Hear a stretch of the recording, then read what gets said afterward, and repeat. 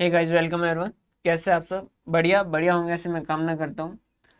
Employ cost के अंदर हमने काफ़ी कुछ जो है डिस्कस कर लिया है। मोस्ट ऑफ द एग्जाम के लिए हम 100% जो पोर्शन है वो कवर कर चुके हैं। ये जो फॉर्मूले ये बहुत कम पूछे जाते हैं। इम्पोर्टेंस के हिसाब से ये इतने इम्पोर्टेंस नहीं रखते हैं, लेकिन फिर भी एग्जाम का कोई भरोसा नहीं, वो कुछ ऐसा पूछ भी ले। तो आपको इन फॉर्मूलों का बेसिक आइडिया होना चाहिए, तो वो मैं आपको बेसिक आइडिया दे दूंगा। अगर इनसे रिलेटेड क्वेश्चन आए तो वो क्वेश्चन कर पाओ, ऐसी अंडरस्टैंडिंग मैं आपको दे दूंगा। सारे जो फॉर्मूले वो क्यों बने, किस तरीके से बने, क्या क्या उनके अंदर कहा गया, वो सारी बातें आज के इस सेशन के अंदर डिस्कस करेंगे। ज़्यादा लंबा सेशन ये होना नहीं चाहिए, मेरे हिसाब से नहीं होगा, क्योंकि कुछ फॉर्मूले हैं जो इसके अंदर तो भी थोड़ा बहुत इंपॉर्टेंस रखते हैं, बाकी तो नाम मात्र के, तो उनको तो आपको एक बार पढ़ के जाना एग्जाम से पहले। तो यहाँ बात करें बेसिक फार्मूला में, सबसे पहले तो टाइम रेट सिस्टम है जो हम पढ़ चुके हैं, पीस रेट सिस्टम जो कि हम पढ़ चुके हैं। हाँ जी सर, ये दोनों तो हम पढ़ चुके हैं। अब उसके बाद में ये जो है differential piece rate system. Sir differential piece rate system कौन सा था कि हम हमारी कंपनी में एक पीस रेट रखने की बजाय हम क्या करें, एक से ज़्यादा पीस रेट रखें। लाइक 10 रुपये पर यूनिट, 11 रुपये पर यूनिट और 12 रुपये पर यूनिट, 13 रुपये पर यूनिट, इस तरीके से हम क्या करें, रेट रखें। सर ऐसा करेंगे तो प्रॉब्लम नहीं हो जाएगी? किसी को 10 रुपये पर और के हिसाब पर यूनिट से दे रहे हो, किसी को 11 रुपये पर यूनिट से दे रहे हो, किसी को 12 रुपये पर यूनिट से दे रहे हो। तो ऐसा नहीं, हम अपनी इच्छा अनुसार किसी को 11 रुपये पर यूनिट के हिसाब से या 12 रुपये पर यूनिट के हिसाब से नहीं देंगे। जिसके जैसे लक्षण होंगे उसके हिसाब से उसको पेमेंट किया जाएगा। मतलब सर लक्षण मतलब जिसके जैसे लक्षण होंगे वैसा उनका पेमेंट होगा, जैसा जिसका बिहेवियर होगा। और एम्प्लॉय के लक्षण जो वो कैसे मेजर किए जाते हैं, उनके लक्षण जो वो किस तरीके से मेजर किए जाते हैं, तो उनके मेजरमेंट के लिए हम एफिशिएंसी रेशियो का इस्तेमाल करते हैं। सर एफिशिएंसी रेशियो कौन सी बला है? तो एफिशिएंसी रेशियो हमने इससे लास्ट सेशन के अंदर देखा था, याद हो तो आपको दो थे कंपेरेटिव में देखे थे। एक के अंदर कितने आवर्स का काम कितने आवर्स में करता है उस रेस्पेक्ट में, और एक में कितनी यूनिट बनानी थी और कितनी यूनिट बनी उस रेस्पेक्ट में। दोनों के फॉर्मूले हमने देखे थे, समझे थे, और हमें न उनको डिस्कस कर चुके। तो अभी हम ये मान रहे हैं कि हमें एफिशिएंसी रेशियो कैलकुलेट करना आता है। डिफरेंशियल पीस रेट के अंदर सबसे पहला जो आया वो कौन था? मेरिक था। और मेरिक ने क्या कहा? मेरिक ने कहा भाई साहब आप क्या कर लीजिए, आपकी बेसिक पीस रेट जो है वो डिसाइड कर लीजिए। हमने कहा सर वो तो हमारी डिसाइडेड है। उसने कहा कितनी? हमने कहा 10 रुपये पर यूनिट है। तो उसने कहा कि देखो, अगर एफिशिएंसी रेशियो 83% से कम रहता है किसी का, तो उसे ऑर्डिनरी पीस रेट के हिसाब से पेमेंट कर दो। मतलब कि 10 रुपये पर यूनिट के हिसाब से पेमेंट कर दो। हमने कहा बहुत बढ़िया, ठीक बात है। उन्होंने कहा अगर एफिशिएंसी रेशियो 83% से लेके 100% के बीच में रहता है किसी एम्प्लॉय का आपने एफिशिएंसी रेशियो कैलकुलेट किया, जो निकला 83% से तो ज़्यादा, लेकिन 100% या 100% से कम है, तो उस केस के अंदर आपको क्या करना है, 110% ऑफ ऑर्डिनरी पीस रेट। 200% लिखा, अप टू लिखा है, मतलब कि 100 या 100 तक के अंदर 100 भी जुड़ा होगा। क्लियर है? तो उसने कहा कि क्या कर दीजिए, 110% ऑफ ऑर्डिनरी पीस रेट। अब ऑर्डिनरी पीस रेट क्या है? 10 रुपये पर यूनिट है, तो इसका 110% क्या होगा?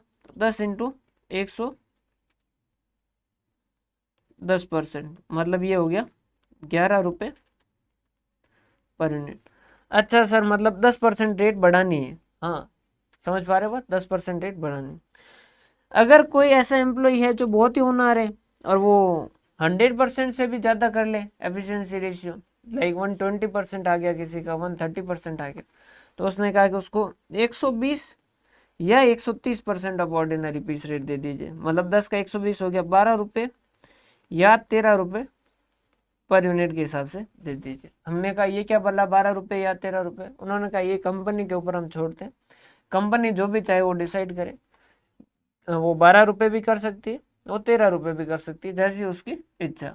हमने कहा ठीक है मेरिक भाई साहब, बहुत बढ़िया बात कही आपने, अब आप यहाँ से फुट लो, हम जो है वो आगे जा रहे हैं। उन्होंने कहा ठीक है। अब आया कॉम्बिनेशन ऑफ टाइम रेट और पीस रेट। अब कुछ जो थे वो ऐसे भी थे जिन्होंने टाइम रेट का भी इस्तेमाल किया, पीस रेट का भी इस्तेमाल किया, और फिर अपनी बातें कही। सर कौन थे उसमें? उसमें पहले जो था वो Gantt task and bonus system था, जिसमें क्या कहा, अगर कोई बंदा जो है वो आउटपुट, जो उसका आउटपुट है वो स्टैंडर्ड से कम है, तो उस केस के अंदर उसे क्या कर दीजिए, गारंटेड टाइम रेट के हिसाब से पेमेंट कर दीजिए। अगर किसी का आउटपुट एट स्टैंडर्ड है तो उसे 120% ऑफ टाइम रेट दे दीजिए, और अगर किसी का आउटपुट स्टैंडर्ड से ज़्यादा है तो 120% ऑफ पीस रेट दे दीजिए। देखिए इसने ऐसा कह के ऑटोमेटिकली बोनस का प्लान जो कर लिया। जैसे समझिएगा, एक यूनिट सॉरी 1 आवर में 10 रुपये देते हैं और उसमें 2 यूनिट बनानी होती है। क्लियर है? तो पीस रेट कैलकुलेट करें तो क्या आ जाएगी, 1 unit is equal to 2 unit के लिए 10 रुपये, तो 1 यूनिट के लिए 5 रुपये। क्लियर है? और 1 यूनिट के लिए 2 घंटे दिए जाते हैं। ठीक है सर, हमें समझ आई ये बात। तो अब कोई एम्प्लॉय है जिसने क्या किया है, 5 आवर्स काम किया, तो 5 घंटे में उसे कितना देना चाहिए था, 10 यूनिटें बनानी चाहिए थी। अब अगर वो 9 यूनिट बनाता है, अगर वो 9 यूनिट बनाता है तो वो क्या कहता है कि आप उसे क्या कर दीजिए, गारंटेड टाइम रेट के हिसाब से पेमेंट कर दीजिए। कितने घंटे काम किया उसने, 5 घंटे में 9 यूनिट्स बनाई, तो 5 घंटे काम किया, तो 5 × 10 के हिसाब से टाइम रेट के हिसाब से पेमेंट कर दीजिए। अगर कोई स्टैंडर्ड पे काम कर रहा है, मतलब 5 घंटे में अगर किसी ने 10 यूनिट बनाई, तो उसे क्या करो, 120% ऑफ टाइम रेट दे दो। तो 5 × 10 ये कितना हुआ, 50 रुपये। इस 50 का कितना दे दो, 120%। तो ये 50 का 120% कितने रुपए, 60 रुपये। क्लियर है सर, समझ आ गया? अगर कोई स्टैंडर्ड से भी ज़्यादा बना लेता है, स्टैंडर्ड था 5 घंटे में 10 बनाना था, इसने 11 यूनिट बना दी, तो उस केस के अंदर उसे क्या करो, पीस रेट का 120% दो। पीस रेट कितना, 1 घंटे का 1 यूनिट का 5 रुपये, तो 11 × 5 कितना हो गया, 55। और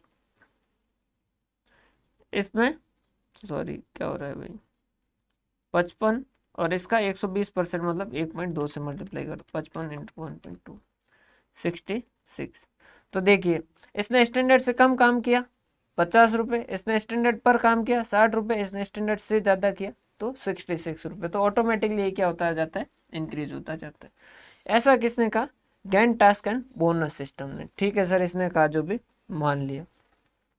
इमर्सन ये थोड़ा सा ज़्यादा पॉपुलर है, ये जो बाकी वाले मेथड है इसके अंदर सबसे ज़्यादा पॉपुलर हाल्से और रोवन ने काफ़ी प्रसिद्धि कमाई।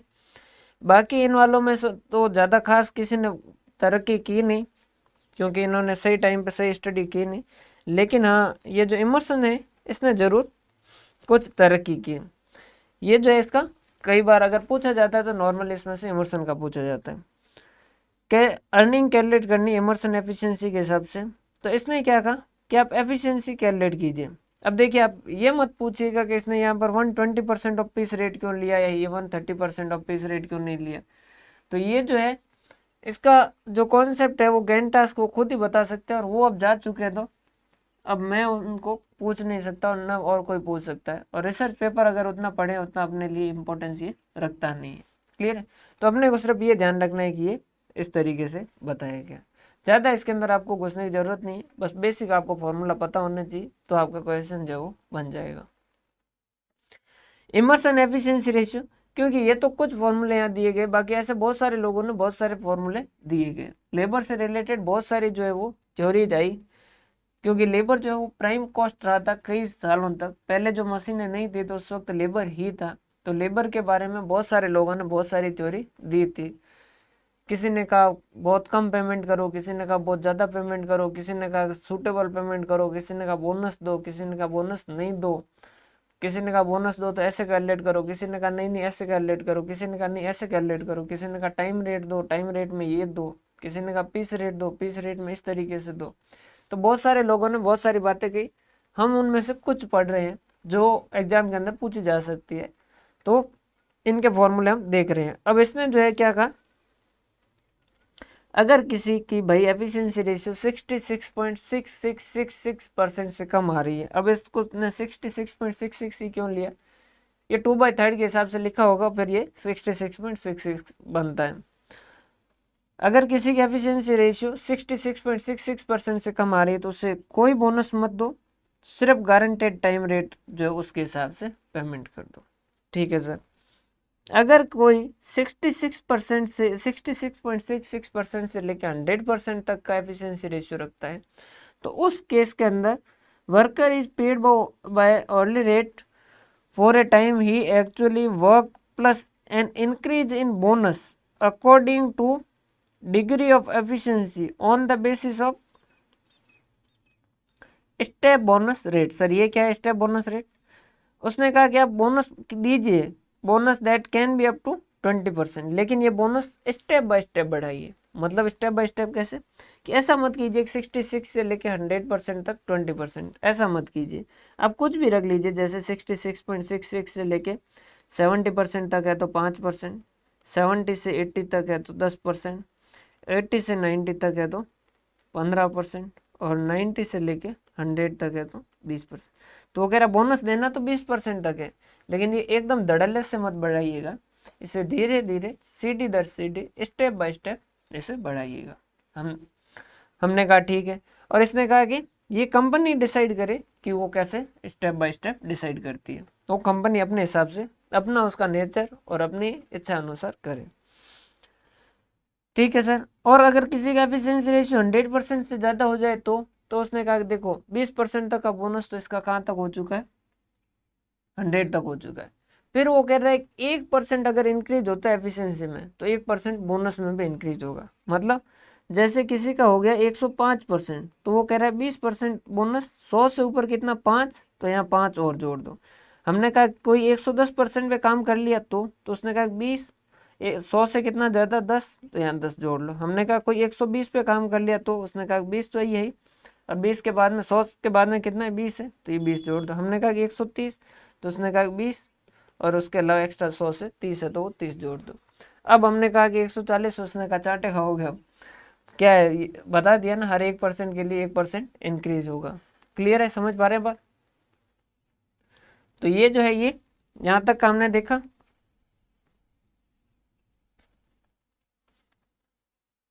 इसके बाद में जो है वो सिस्टम रहता है बिडक्स का। एक सेकेंड ना, ये चेंज कैसे हुआ है?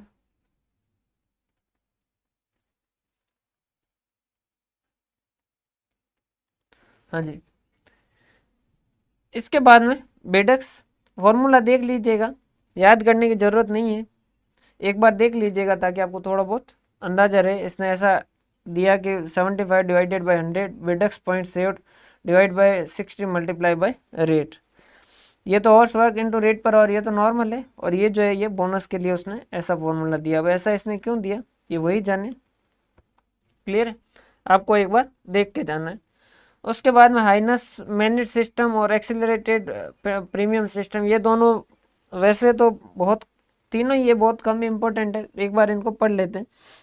This system is similar to Bedaux point system. Instead of Bedaux point saved man minute saved are measured for the payment of bonus, और बोनस जो वो इस तरीके से इन्होंने बताएंगे 50% बोनस दो वर्कर को, जो भी बचत होती है उसमें से 10% दो सुपरवाइजर को, और 40% दे दो एम्प्लॉयर को। क्लियर है? हाँ जी सर ठीक है, इसने जो कहा वो भी मान लिया।